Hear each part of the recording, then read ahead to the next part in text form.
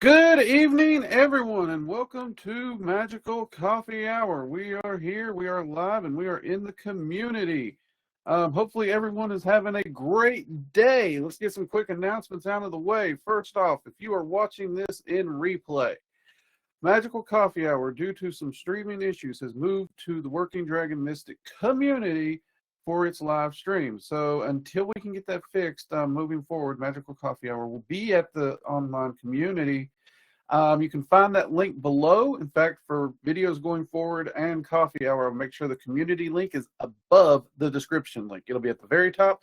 I've had people say they can't find it, so I'm just going to stick it at the very, very tippy top for everyone. Easy to find, no problems. That way we can avoid confusion going forward, okay? That being said, we will just get into this. And these will be uploaded into the Magical Coffee Hour playlist on YouTube. So you can still catch the replays over at YouTube as always. All right. All right, everyone. Let's see. We got a couple people already dropping in here. That is good. That is good. So here we are. For most people right now, they are celebrating Easter. I think that's fair to say. A lot of people do practice it via Ostara. Many people do that.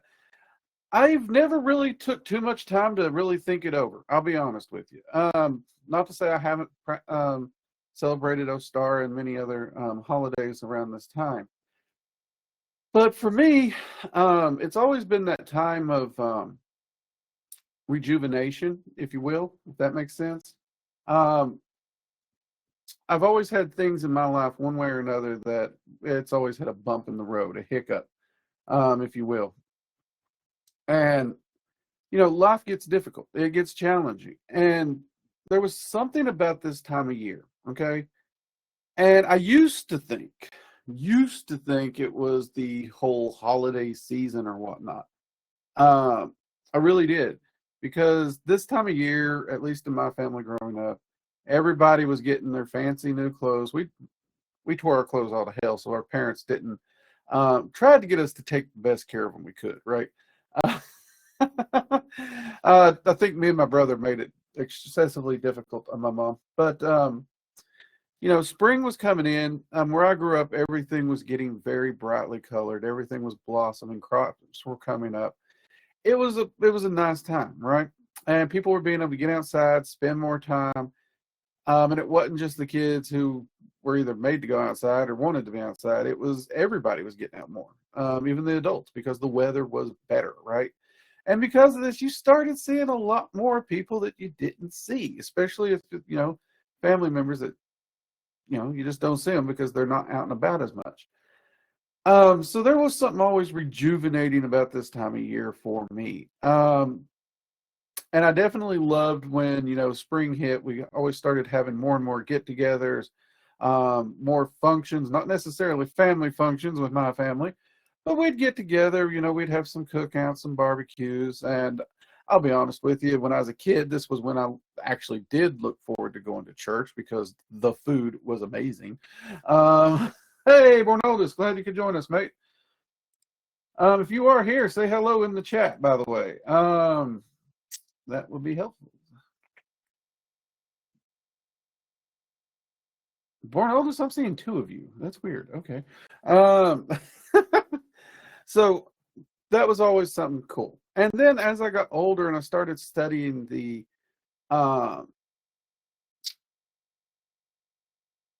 cycles of nature, you know, the yearly cycles, the seasons, how the holidays went around it, how people interacted with those seasons, I always found it really kind of cool because, I mean, there is a natural rhythm to it, right? Even if you take out the religious dogma from all of it, that nature cycle's still there, very much so. And even today, like I'm nowhere near as hyper as I used to be, but even today, like this time of year, I just want to get up and get out and do things. I mean, I probably bug my wife to death, to be honest with you. We needed to weed eat. My weed eater was broken. I decided I'm going to Home Depot.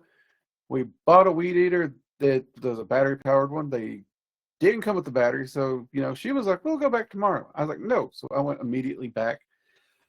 And then,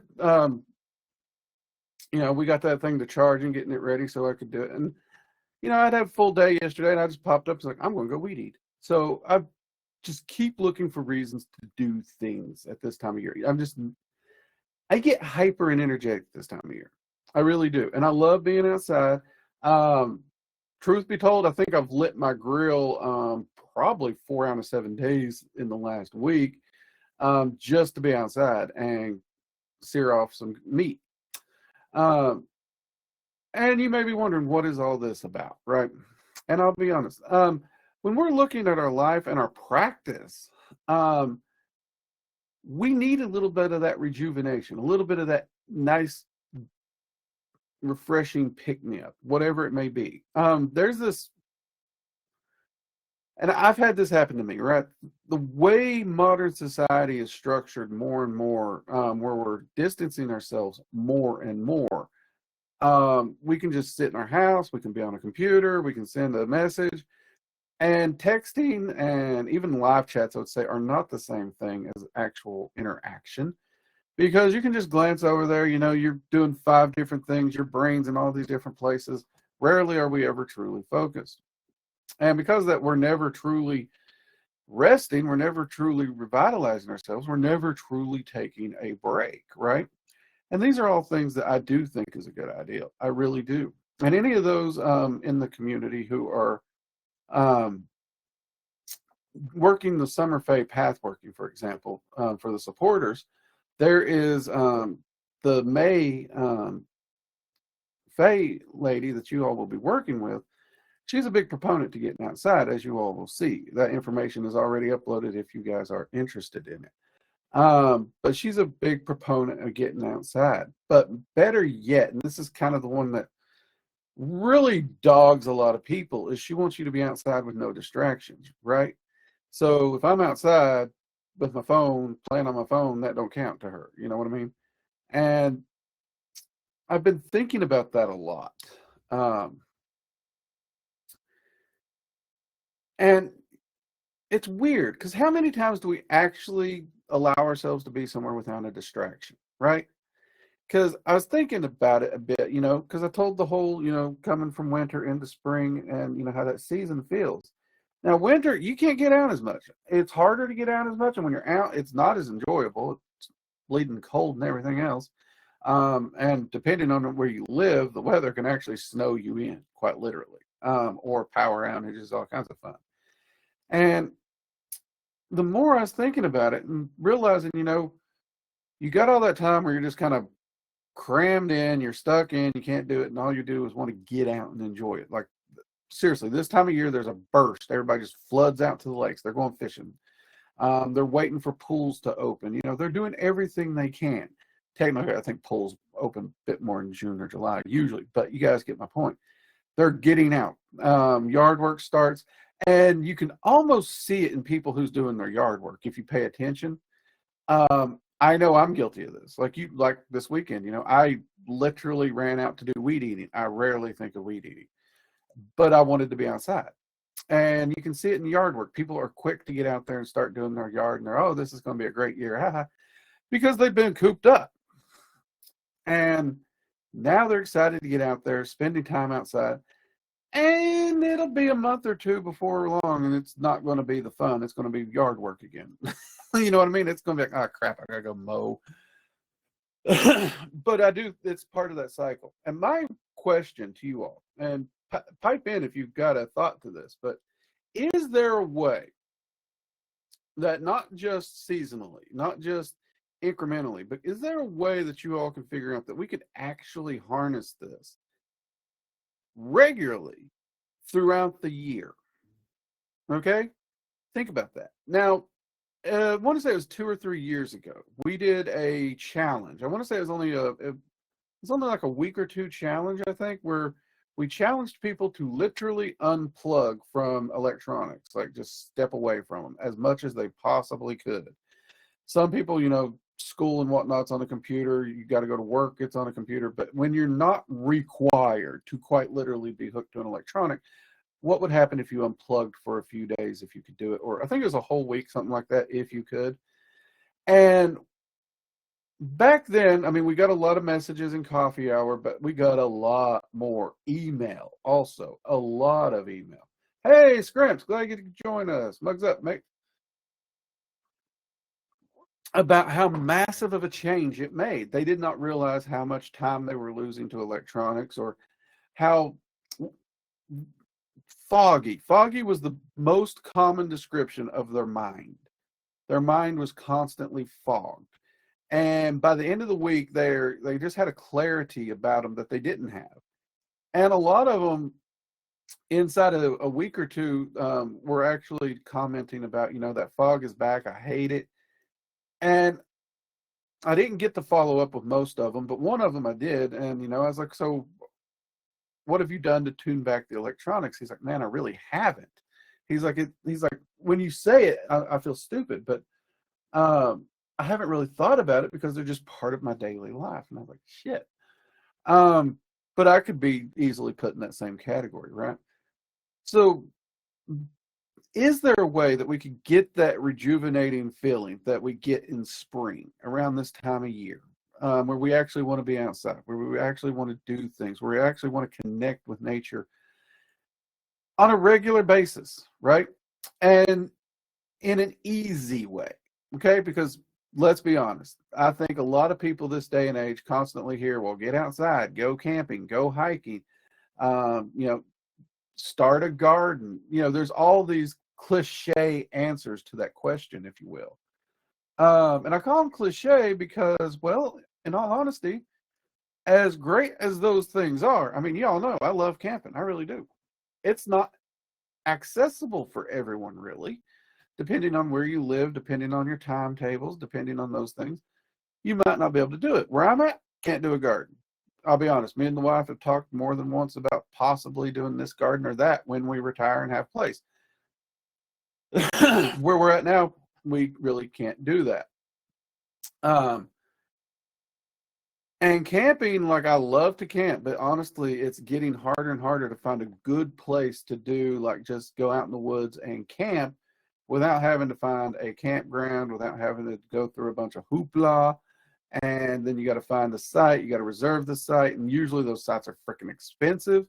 Like, I think the last time I checked on a site, they were anywhere from $40 to $80, and it's literally just a patch of dirt that said this is where you put your tent and there's a picnic table there. That's all it was. It didn't have on-site water or anything. That's freaking expensive for a night of camping, right? Camping used to be cheap. You just go in the woods and camp, but it's getting harder and harder to find those areas. Like where I grew up, they had what I think they referred to it as dispersive camping. Essentially, you could go down by the lake or something, find an area on the lake that's in that dispersed camping area. It's not a campground. It's not campsites. It's just you go in the woods, you find a clear spot, and you put your tent there. There's no safety mechanisms. It's just you are allowed to drop a tent there. That's just kind of how they done it. And I used to love that. I absolutely did. Where the military tends to station us, that is not very, very findable. It's really not. Definitely not close by. I found a few of them when we were out in Virginia, but they were like a 6-hour drive from me, right? And I was like, well, crap, if I'm going to drive 6 hours, I might as well literally go to where I camped growing up, because I could get from Virginia Beach to my hometown in roughly 9 hours. And, instead of trying to stomp around and find a whole new area or whatnot, I know the area quite well at that point for just a few extra hours of driving. Probably even see some family members while I'm down there, you know what I mean? So it's getting more complicated. So what would you all think we could get that rejuvenating recharge on a regularly controlled basis, bi-monthly or monthly, right? Think about that. Something you could do to recharge your batteries bi-monthly or monthly. I was thinking about it, and I honestly do think the unplug thing it's a good idea. For some people, it's a great idea. I actually like it. Don't get me wrong. When I unplug from technology, I start fidgeting, I start getting bored quickly, and I start doing things around the house. So if I was to do a regular weekly unplug, my house would probably look a lot better. I'll be honest with you. But at the same time, I run a business based on the internet. It would be very, very difficult for me to disappear for a week at a time on a month. I think for a month, every month disappear for a week, or maybe every month, every other month disappear for a week. I'd have to talk to the admin about that a bit. See if they'd be willing to test that theory a bit.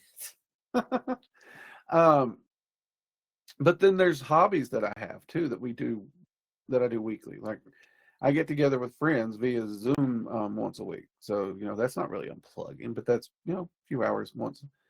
So you can see how those things can sneak in. Like, can you really unplug? How can you do it? And maybe a few days is enough. Maybe it doesn't need a whole week, right? And when I think about what it means to walk your path, live your path, and all that, really focusing on what you're doing and paying attention to what's going on around you and getting things done, that's really part of it. And, how much do we miss just because we're inside, blinds drawn, windows closed, doors closed, never sticking our head outside, right? We can email a person, we can text a person.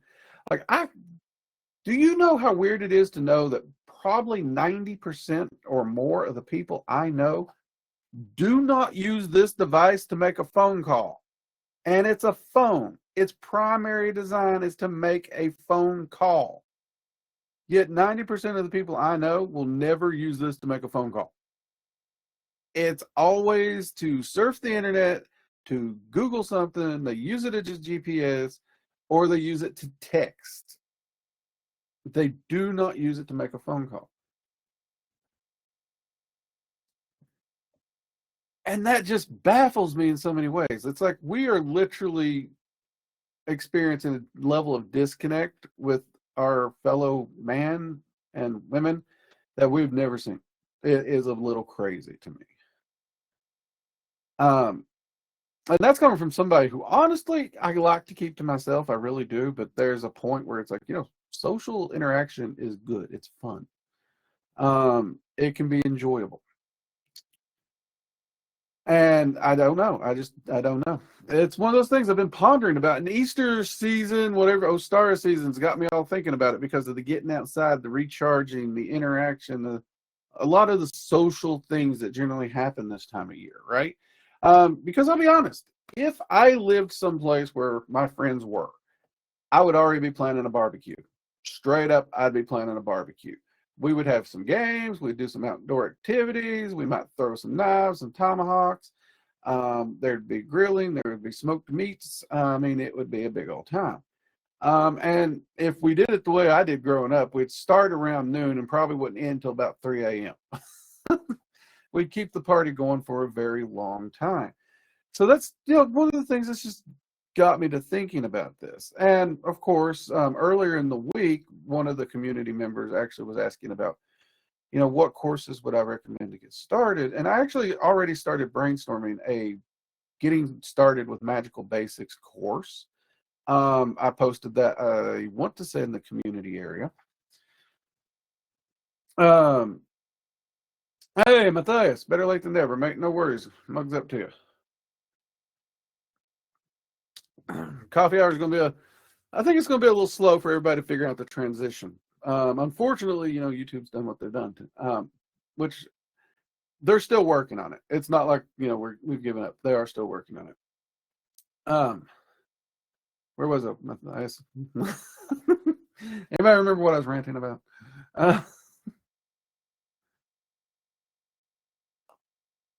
Oh, yes, the beginner magic course, which I already got it lined out, and I'm looking at, I had a working title of, I think it was A Mage's Path, which is an interesting idea. And honestly, it should be a relatively easy course to shoot, in theory, I think, maybe. And it's a great thing. It's I have to say thanks to Jackie. She's the one that recommended it, or kicked out the idea. But I'm surprised we haven't thought of this. Like, Dragon Magic 101 is a beginner-friendly course, but grant you kind of need to be interested in Dragon Magic, don't you? We have the meditation course, which meditation is foundational to all magic. That makes sense. We have a tarot course if you're interested in tarot. What we don't have, and I don't know why, like seriously, after that live stream in the community this week and thinking about it, it's like, why do we not have that? Is a quite literal, hey, I'm new to magic or I'm coming back to magic. What are the bare bones basics I need to be a practicing magician / mage? What do I need? What should I work on? That we don't got. And of course, we're going to have to structure this as best I can from my viewpoint and philosophy, because I can't teach anything but, that. Which is, it's a broad spectrum of things that we can talk about, but it's going to be a pretty good one, I think. So I want to thank the community for that. But that's just those things that's got me thinking. What do we do? What do we, enjoy? And how do you recharge your batteries? Do you just get lost in everything, the minutia of life? And I do actually mean, do you even get lost in your recreationals, right? Because it is actually very, very possible. I've done it. I know a lot of people have done it, where you have your week planned. Like, you are a creature of habit to a fault, not a positive fault, where you get up, you go to work, you come home, maybe you make dinner, maybe you mow the yard, but then you go to a video game or you go to your favorite sitcom and you just sit down, you do the video game, you do the sitcom, you go to bed, you get up, you go to work. You just start repeating week after week after week, month after month after month after month. You're just on a repeat. And I'll be honest, the repeat feeling, I hate it. I absolutely despise it. And my despisal of it actually came from when I had insomnia, because every day was just the same old bullshit. I was constantly exhausted. I was constantly tired. If you've ever saw Fight Club, his description of insomnia, it's pretty freaking accurate, really. In fact, I don't think he does a good enough job describing how sucky it is. But that minutia, right? And that's why I say our hobbies can become part of that minutia, because we just sit down and we do the same thing over and over, right? I know I did it when I was on World of Warcraft for the longest time. I came home, I would do the same dailies, the same pattern, the same thing. Like, there was just a routine. I'd go mark my routine boxes before I went to bed. You know what I mean? And that's not living life. That's really not. It's not. You should actually be seeking to achieve and accomplish something, and you should actually be trying to, when you are resting, you should enjoy your resting, which we do have a video on laziness, resting, and relaxing coming for all those people who was asking about it. That is coming up. But it's so easy to get lost in that. And it's weird, because I've thought about it. How do you get out of that, right? Because it's a habit, and breaking a habit's a damn hard thing to do. It really is. That's your current struggles. You're just living the copy of a copy. If you guys got any questions, drop them in here, by the way. I will take questions. So it's weird, because I don't know. Like, there's so many things that I've tried to do. I've tried to build a good workout routine. I suck at building a good workout routine, because my workout used to be stuff I do physically, and now I don't really have. Well, I don't have a physical job right now. It's more just, on a computer, which sucks. So it's very difficult for me to build that workout routine, right? And I've tried to clean up my diet so many times. Luckily, I'm actually making massive breakthroughs on that one. Finally, thank God. I've been sticking very, very, very strict carnivore, and I'm seeing amazing results in all aspects of my life. My weight's coming down, and I'm getting more energy. I'm more alert, sleeping better. I mean, it's just making positive changes left and right. But there's so many other things that I know that me personally would love to see altered and changed and fixed and corrected if I can. And it's, part of it is that recharge. Now, something me and my wife have started doing, there's a mineral spa bath thingy place around here where you can go and you soak in nice mineral hot spring kind of water thing. We've been going there bi-monthly, I think it was. I think bi-monthly is what we agreed on. And that has been really nice. It's a day event. We take the day, we go over to where it's at. We schedule an appointment and we spend an hour or so over there just chilling out. Um, so it's a nice little day with her. You know, we don't really do anything. We goof off, have some fun, come back home. We'll probably leave the house around 10 a.m., make it back by 4 or 5 in the evening. You know, it's a day event. um, but that's one of the things. Like, it is so good. It feels so good, and it's not that it's a mineral bath. So I don't give like woo woo credibility to the mineral bath. It's just it is a day where we do something nice, and it is nice to actually get in that hot water, soak your muscles and soak your joints. You know, that's nice. That is nice. But oh my God, do I sleep so well after that? I just conked. um, let's see, Matthias. My current job has been hell on my work-life balance, constantly tired. Well, yeah, I mean, one thing I will remind everyone, like we want to blame the job on work-life balance. It really comes down to us, right? Because we have to understand what a job really is, right? A job actually is giving us more free time than we think it is. Because if you didn't have a job, if jobs didn't exist, you would have to be 100% self sufficient, which would mean getting up before the sun and working till way after the sun goes to bed. That your survival would depend on literally you working your ass off 7 days a week. You know what I mean? And jobs essentially allowed us to trade that for a slightly, depending on the job, it would shrink down that work load a bit. And of course, I think it was Henry Ford that actually started the idea of days off. I could be wrong about that one. So originally, when jobs popped up, the days off thing wasn't still there yet. But you know, so it's us. We kind of got to figure out how to juggle that, right? And there was a point where you had to run the farm, you had to take care of the family, you had to do it all, and still find time to relax. Um, I don't think I could have done that.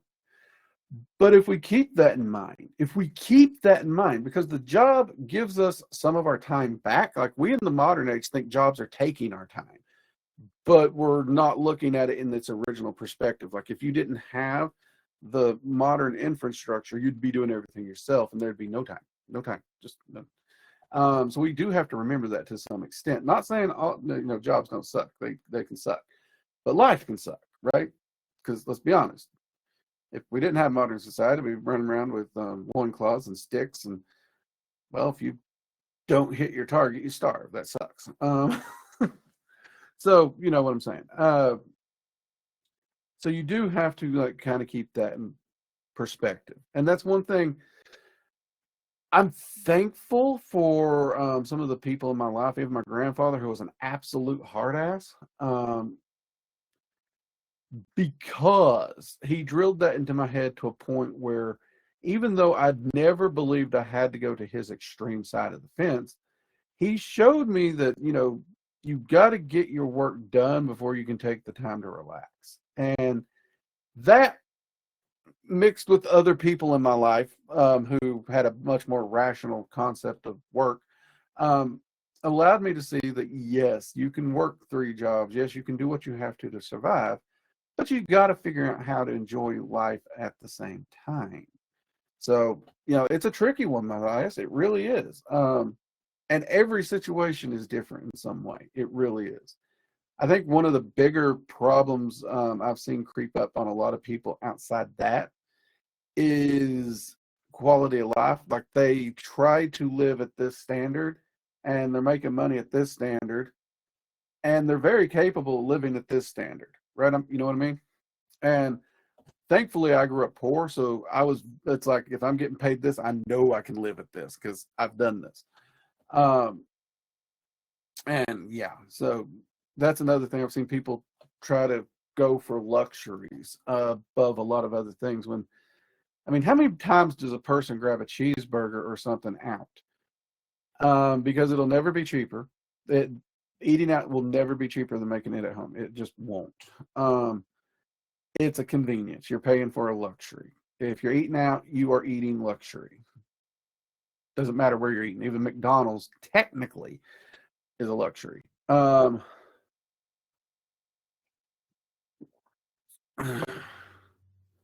we have. I'm convinced. We as humans have lost connection to our ability to enjoy life and relax. I mean, it's really weird because supposedly, and we can blame modern society all we want, but it's a lie. It really is, because at the end of the day, we're making a choice, right? We're making a choice. Now, I'm not saying by no means that certain apps on this device or on your computer aren't designed to keep you scrolling and constantly engaged, because, that's how they make money. But you're still making that choice to be there, right? You're just, so, when you have a breather and you choose to scroll instead of anything productive or anything enjoyable, why? See, Scrimps, I struggle with the same old routine, and I hate it. Right. Join the club, Scrimps. I'm up doing the night shift, so I sleep all day long, even on my weekends. I can't get out and do things because I'm awake when everyone is asleep or closing up shop. Absolutely. So I've been there. So I have worked every shift you can work. I really have. And I'll be honest, I kind of really liked third shift, especially when I was in retail. That was my jam, because it allowed me to go in, it allowed me to do my work. They were a little bit more relaxed, so I could goof off a little bit more. It was a 24-hour spot, but like you said, most people sleepy, so we don't really see a whole lot of people, right? But you have to kind of figure out how to do it, right? You really do. You kind of got to figure out how to do it. And me and my wife, man, we became pros at how to do it. So we would actually, first off, everyone, I don't care what shift you work, have a sleep schedule. You wake up at a time, you go to bed at a time. Even on weekends, you don't sleep in on a weekend. If you wake up at 5 a.m., which is usually when I wake up at 5 a.m. during the week. On weekends, I will only allow myself to sleep till 6 a.m. That's it. Even on nights where we have our D&D nights, they're late. I get up at 5 to 6 a.m. and I'm up until midnight or 1 a.m. and I go straight to bed after the game, and I'm up by 5 a.m. or 6 a.m. on that following Sunday. And then I go to bed at my normal bedtime, which is 9 o'clock, and then I'm up at 5 a.m. again. I keep that routine no matter what, because you know what a weekend is. Your body doesn't know the damn difference. You need a sleep schedule. On third shift, this is doubly important. It really is. And that sleep schedule is going to help to reset your circadian rhythm. It's a bitch, but you got to get you some blackout curtains too. Make that room as dark as you can. And if you can, cool it off. Get some air moving around you, something. It helps. It really does. But you want to keep that shift. You want to keep that schedule. Find shops that are near you that you know. Do your shopping literally after work. Like grocery shopping after work was what we did. We would do our grocery shopping because we knew we couldn't shop before work because we didn't want to get up and do it. So we would literally do all our work and stuff after our shopping and stuff after work, go home, put them away, go to bed. So you just got to build your routine around it. It gets tricky. It gets hard, but it is doable. It is doable. And when you're in that third shift life, social life gets tricky. It really does. I'm not even going to say that one's easy. Jackie, hey, there you are. I was actually just mentioning the idea you gave us for a course. See, Matthias, learning to relax, let myself have fun again is, yeah, you got to learn to have that fun. You do. You got to do it. And it's okay to do allow yourself to have fun, but don't get lost in it. Like one of the things that I have found that I try to get everything I need to be done that day, right? I actually will figure out what I need to accomplish. So many of you know that I usually wake up, I'm having my coffee, going through a checklist in my head. I'm literally trying to figure out what all I need to do that day. And I actually keep a calendar with, I have things on it that I need done. Everything I need to get done that day is on that list. And I do not let myself hit the relaxation button until that list is done, because I have a horrible, horrible habit that once I hit relax button, I don't come back out of it. I really do not. I have a really hard time shifting back into work mode. And I've noticed that with a lot of people. Some people can just switch back and forth easy.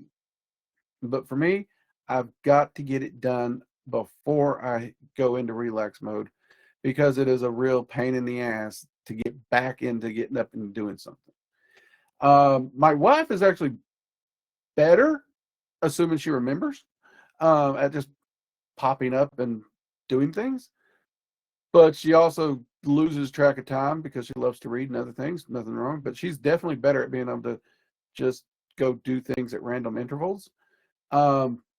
Me, not so much. And I think I annoy her sometimes because I will literally just be popping up and doing things because I won't let myself relax until it's done. But she loves me anyway.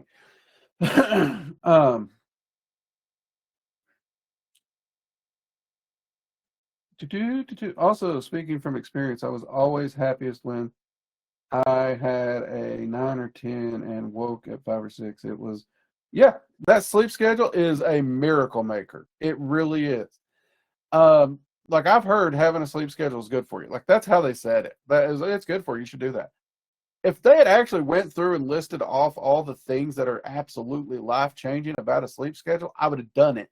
Because there's it's like, okay, it's good for you. You know how many things I've been told is good for me that was bullshit? The sleep schedule thing, it's legit. It is absolutely legit. You will feel better. You'll have more energy. Your brain will be clearer. Honestly, we may not need as many reset days that we were talking about earlier, for if we just got on a good sleep schedule. Seriously. Like, I told you, me and my wife, we've gotten on that thing. We do one day bi-monthly that we've got set aside for just us to recharge and hit that little spa thing.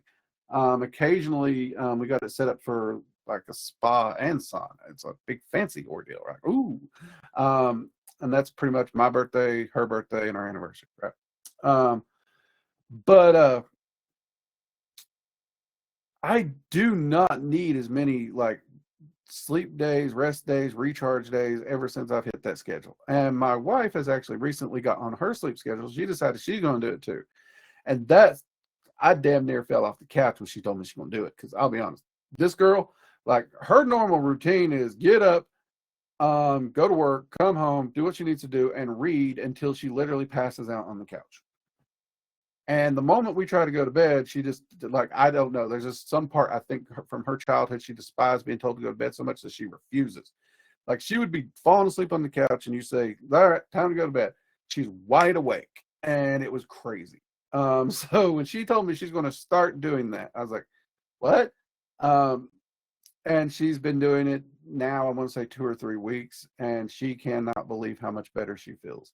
And she's not falling asleep in the afternoon. She's actually wide awake, able to pay attention, not falling asleep on the couch because she's getting genuinely restful sleep.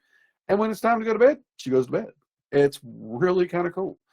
I never thought I'd see the day, but I am glad I did live to see it because, yeah, she's got a lot more energy. She's a lot more hyper, which I enjoy.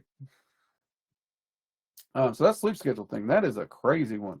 I wish they'd have done a better job explaining that one to me when I was a kid. I really do. Because, yeah, it's a game changer. And for anyone on third shift, that sleep schedule is necessity. Like I said, black out that room as best you can. In fact, they got you can go on Amazon and you can find a eye mask with headset. You can literally find a sleep mask that plays music. You can. And it'll link to your phone, your iPod, or whatever the hell kids are using these days. And instead of blacking out your room and jumping through hoops, you can just buy that mask, put that sucker on, play a little music to block out the noisy people outside, because that was always my big problem. Like, I was a pro at blacking out a room. I really was. I grew up in the 80s, the 90s, We know how to black out rooms for reasons. But You grew up in that age, you know what I'm talking about. But it was always the outdoor noise. And I've told y'all on many times that I can tell you what car door closed by the sound. I know what neighbor's car sounds like. What it's really weird, my hearing. So being able to block out the sun with a mask and actually be able to have something to play sound that actually essentially helps cancel out the sound around me. Huge, huge, amazing game changer. Uh, oh, what was the reason she done it? I don't know. If you're wondering, I don't know what the reason she decided to do it. Um, both her and I was trying to take better care of herself. Like, I don't know the reason she would have changed, but she did. She just decided to do it. And she wanted to give it a try, see if it actually worked. And she's been doing it. She noticed the changes inside 3 days. Like, it was crazy. So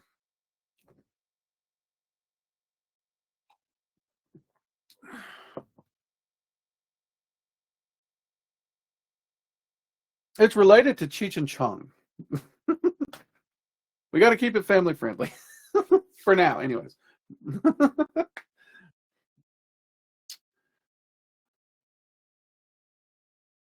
Yeah, well, there was a lot of extracurricular activities where you wanted to black out the room and then turn, get the lights as low as you can.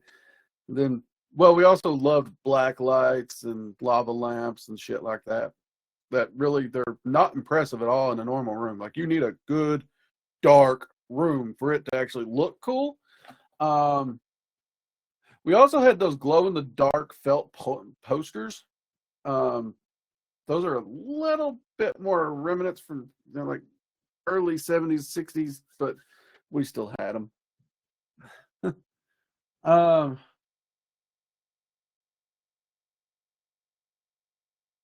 oh no, that's a nice room. That is a nice room. I like that. I really do. That's a cool one. That is. Yeah, because that that sun is the big one. Um, do a little research on this one with, if you're on third shift too, because this is something one of my doctors told me. Look at a good vitamin D3 supplement because you're not getting as much D3 on third shift because you're not out in the sun. And that can actually affect your sleep pattern. That can actually affect your sleep if you're not getting enough vitamin D. And a lot of multivitamins have vitamin D, but not really enough. So my doctor's, like, she was recommending like a shit ton of vitamin D when I was in Washington State. I wasn't even on third shift. I was just in Washington State. And I did notice a difference when I was taking it up there. And I definitely didn't need as much when I was like in Virginia Beach. So working third shift, you might want to consider that if you don't already, but do your own research. I'm not a doctor. I'm just letting you know what she said. And she just told me to take an over-the-counter quality vitamin D one. You can get them on Amazon, Walmart, Rite Aid, Walgreens. I'm sure there's a pharmacy. um, so yeah, all those little things can do. Oh, your first shift these days. Yeah, hey, the first shift's not too bad then. You just got to get up early and finish your day out.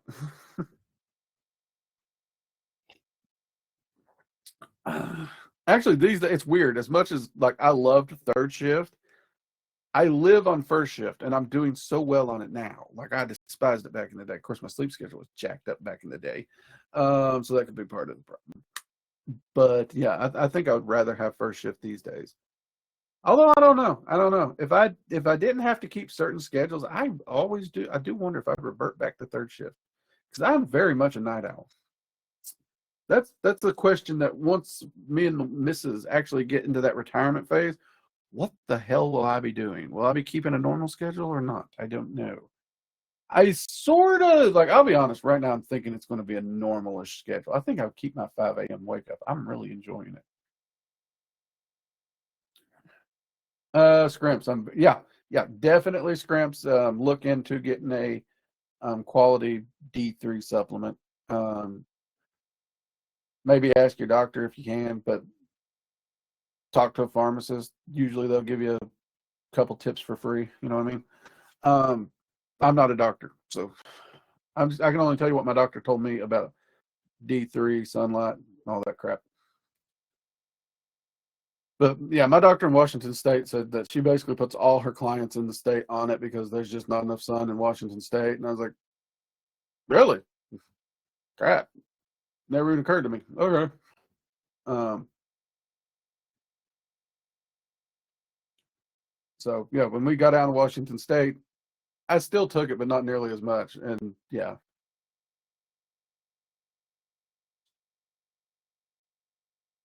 it's the same. I'm his third in a lot of ways. I'm much more in night owl than I am a morning person.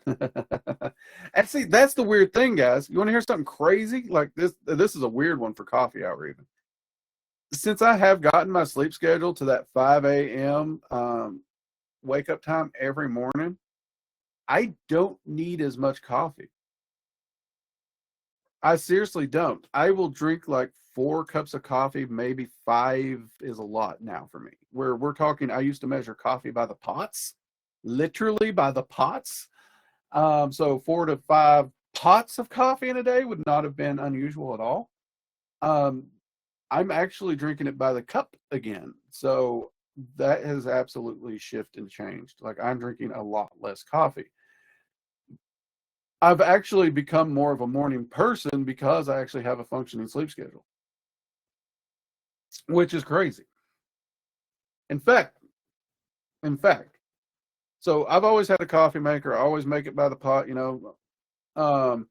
Many of you people probably remember seeing that metal restaurant carafe that I kept on my desk in my office.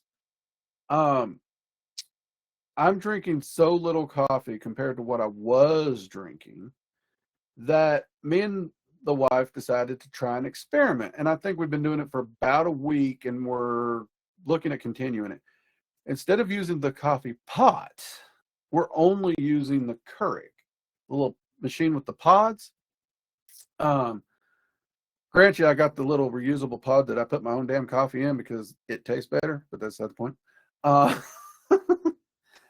but I'm literally making my coffee by the cup now.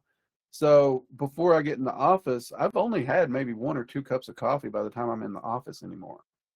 And honestly, that first cup, it's kind of just that routine part of my magical practice, you know, grounding, centering kind of stuff. But I'm down from like 5 pots of coffee to 4 cups. And a good chunk of that was just seriously my sleep schedule because like I'd been slowly cutting back coffee, not because I thought coffee was bad for me. I don't think it's bad for me in any way. I've never had any issues with it, but I needed to drink more actual water. That was what I needed to drink. And my go-to just reach for beverage was always coffee. So I'm always drinking something, but it was always coffee. So I purposely said, all right, Drake, cut off at this point and start, you know, drinking water thereafter. Um, that was the main reason I cut that back. And even then, like that still creep back up on the pots every now and then. But since fully changing my sleep schedule, like I just a couple cups of coffee, I'm ready to go.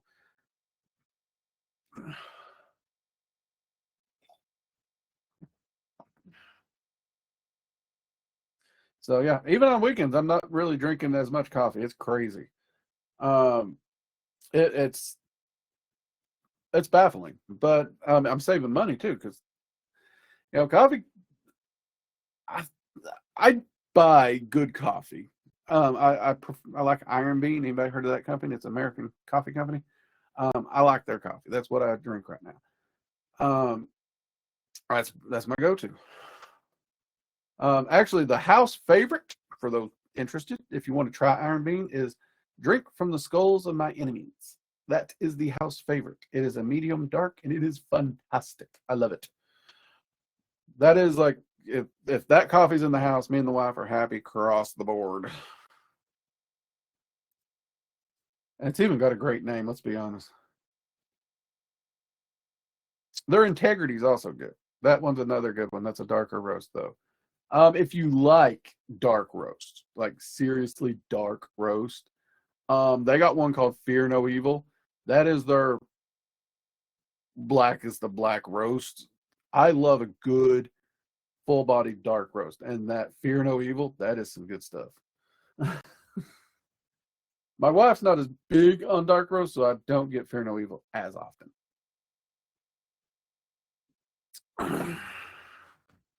But now that we're making it by the cup, I could get it because, well, she wouldn't have to drink it. You know what I mean?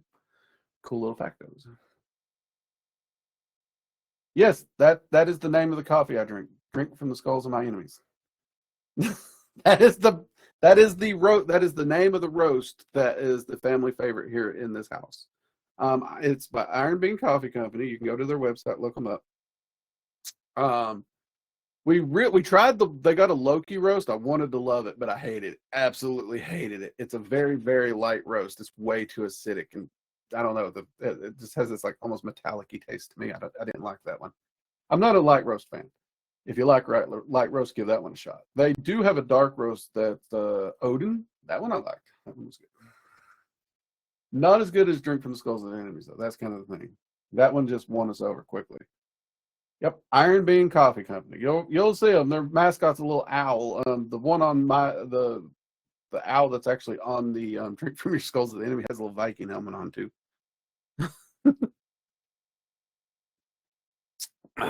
I don't get paid. I'm not affiliated with them in any way. They don't pay me. I don't get no money. That's just what I drink. I like it.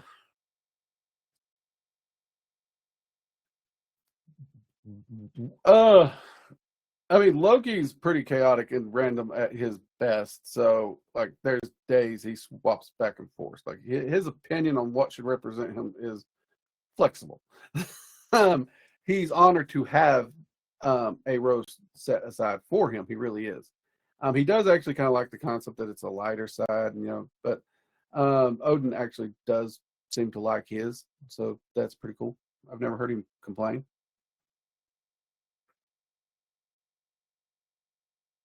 Let's see, Matthias. I've been meaning to restock one of my favorites, was this Highland Grog. Had an excellent flavor. See, I'm not a big flavored coffee fan. I've wanted to try Highland Grog. But I'm worried because like every flavored coffee I've tried in the past has had this like,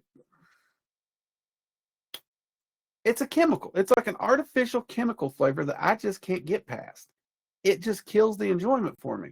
And like, if you would ask me on any normal day how good my palate was, I would not say I have a good palate, right? I really wouldn't. Like, if you put me in with whiskey drinkers or wine drinkers, I can tell you what I like, but I'm not going to be, I'm no aficionado with a palate. Same thing with chefs. Like, chefs are going to be picking out using fancy words. I'm going to that's good shit. I like it. But at the same time, there are certain things when I taste them that my palate does pick up that and I don't know what it is about flavored coffees. I can't get past it. There was one flavored coffee that it's a limited edition only, and they stopped doing it in the original method and that was Death Wish did like a pumpkin coffee during around Halloween, and the way they did it, they didn't add a chemical. They like actually aged the beans in like a barrel that already had the spice seasonings or whatnot in it, so that would infuse the beans without a chemical. It takes a shit ton of time to do, obviously. And that one I liked, but then one year, boom, suddenly they started going cheesy with it, and it's like, oh, there's that chemical. God damn it. But I'll be honest, for me, Death Wish's quality went down. Like, I used to drink them religiously before they were popular. I was one of the guys drinking them before they were popular. And then when they got popular and after the Super Bowl commercial, at some point they went, yeah. So anyway, yeah, it's a weird one. I may have to try it. I will take your, like, there's plenty of people who, like, they know what I'm talking about when I mention the chemically taste when I talk about flavored coffees. And I'll admit they've said they can't taste it. And then I'll admit it's very, very mild, but I can still pick it up. So it's a crapshoot, but I will give it a try on your recommendation, mate. I'll give them a try.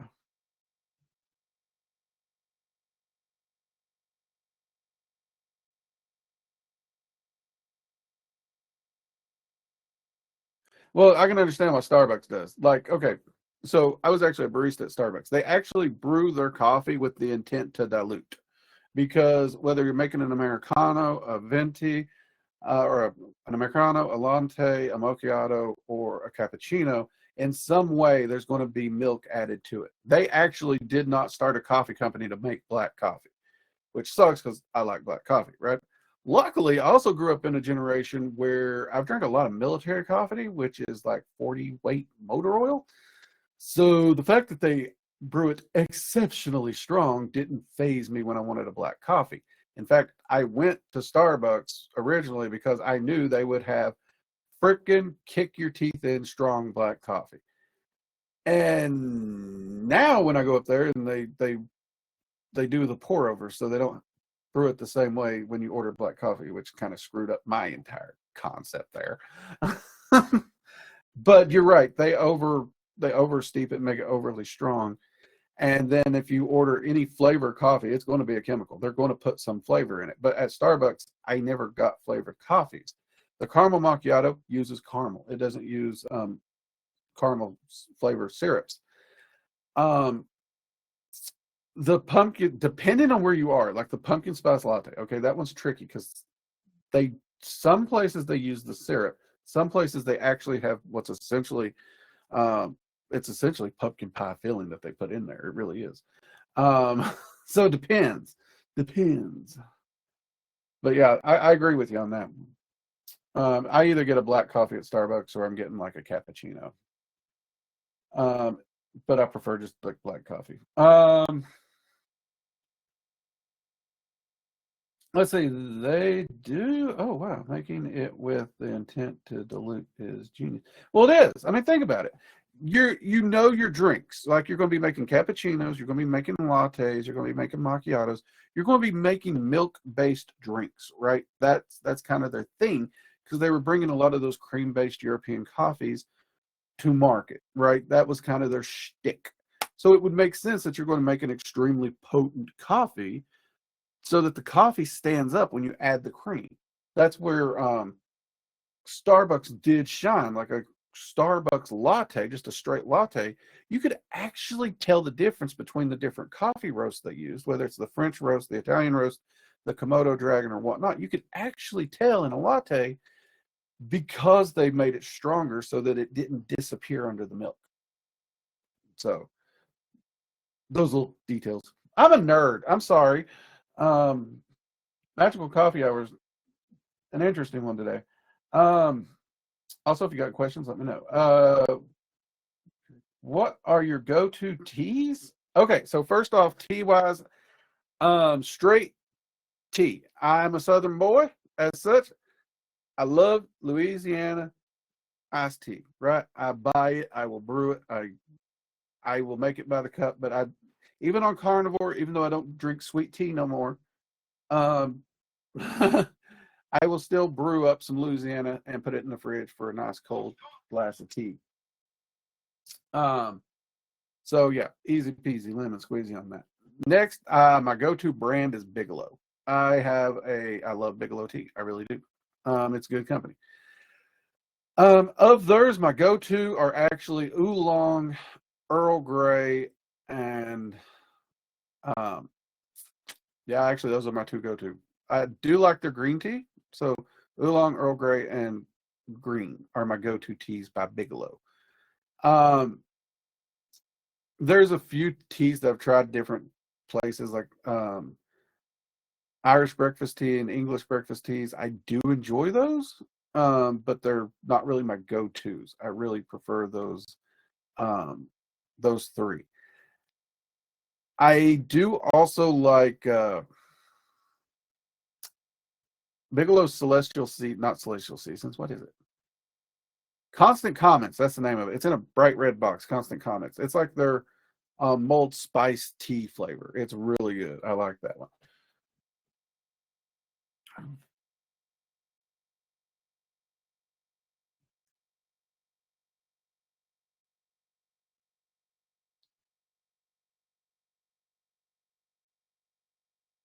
Yeah, if you pay attention, like if you like, Okay, the coolest part about that job when I done it was I actually had to drink things and actually know it. So they're like, I hope you like coffee because you're going to have to try everything here and know it inside and out. I was like, challenge accepted. To this day, though, like if you actually want my go-to roast at Starbucks, it's Komodo Dragon.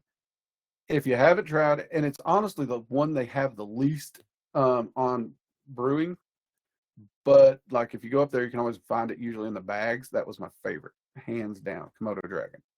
It is a beautifully spicy, chocolatey, dark roast notes to. I love that one.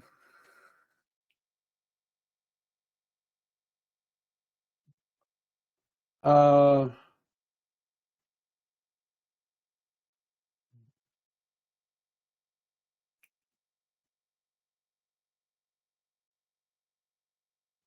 Sweet tea is my favorite by far. Good memory. Yeah, good memories. Let's be honest. Like, okay, there's nothing healthy about sweet tea. Let's just get that out of the way. Okay, I'm a Southern boy. I love my sweet tea, but it's death in a glass. But it's also life in and of itself. Um, I have so many amazing memories of being out. It's hot as shit in Kentucky, and they bring out the sweet tea. We all pour a glass of sweet tea. Um, Me, my dad, and my brother, I'll be honest, that first glass of sweet tea, we chugged that, just cannonballed it straight down. And we pour a second glass, and we'd sip that one, and we'd sit, talk, rest, take about an hour to break from work or whatnot. And there's just so many great memories. And anyone who lives in the South, you know what I'm talking about. Summer nights on the porch, man. Summer nights on the porch with sweet tea or coffee. Hands down. So, like, I am so glad that, like, coffee isn't a sugary beverage because sweet tea and coffee were always those Southern beverages, comfort beverages to me. And since sugar's killing me, I'm going to have to go with coffee. You know what I mean? But yeah. And Born Notice is throwing clocks at me. It is about that time. My God, isn't it?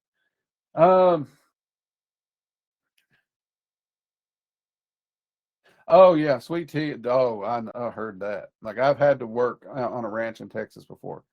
Um, that's a different kind of heat. It's a dry heat, they say, and I don't care. It still sucks. It still sucks. Um,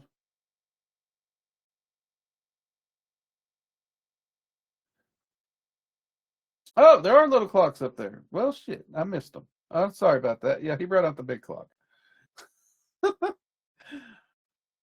All right, we'll get ready to wrap this up. So we will be back here at the community next week. So tell a phone, tell a friend, tell your dog, let everybody know we're going to be here. I will be downloading this to put this up on YouTube, just so y'all know the replay will still be on YouTube. You're making me nostalgic, Drake. Southern boy too. Hey, never apologize for it. I will admit, like when I was in Kentucky, I wanted to get out of the South. And it wasn't until I got out of the South that I realized how much I goddamn missed the South. And now me and the wife are just trying to figure out what Southern state we're retiring to. Kentucky's up there. Texas is in there. Texas is in there. So is Tennessee. Tennessee's in there. Though technically not a Southern state, we're considering. Not really. I think those are the main considerations right now. Yeah.